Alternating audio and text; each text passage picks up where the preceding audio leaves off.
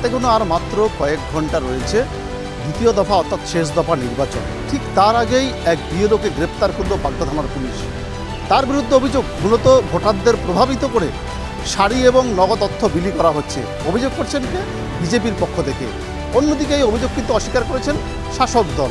ইতিমধ্যেই পুলিশ গ্রেপ্তার করেছে, তার বিরুদ্ধে বিভাগীয় তদন্ত চলছেন।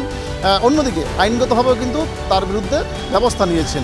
তৃণমূলের পায়ের তলায় মাটি সরে গেছে, ওরা হেরে যাবে, কালকে ভোট বাক্সে ওদের একদম শূন্য হয়ে যাবে, যার জন্য মানুষকে প্রলোভন দেখাচ্ছে, মানুষকে ভোট টানার জন্য এই সমস্ত আইন বিরোধী কাজগুলো করছে। পাওয়ার পর তাকে আটক করে পরবর্তীতে নির্বাচন কমিশন অভিযোগ করেন এবং অভিযোগের পর তাকে কিন্তু গ্রেপ্তার করা হয়। স্বাভাবিকভাবেই প্রশ্ন উঠছে, অর্থাৎ এই যে বিএলও তিনি কেন বাড়িতে বাড়িতে গিয়ে শাড়ি এবং নগদ অর্থ দিচ্ছেন? অর্থাৎ বিজেপি তারা বলছে যে তৃণমূলের হয়ে কাজ করছেন এই বিএলও। অন্যদিকে তৃণমূল বলছেন যে বিজেপি ভোটে হারবে বলে তাই সেই ভয়তেই মিথ্যে অভিযোগ করছে। এই বিএলও হচ্ছে নির্বাচন কমিশনারের অধীনে, সেখানে আমাদের তৃণমূল কংগ্রেসের কোনো কিছু নেই। আমার না অঞ্চল সভাপতি, না অঞ্চল কমিটির চেয়ারম্যান, না বুথ সভাপতি, না আমাদের কোনো কার্যকর্তা। কী কারণে কি হয়েছে এটা আমরা জানি না।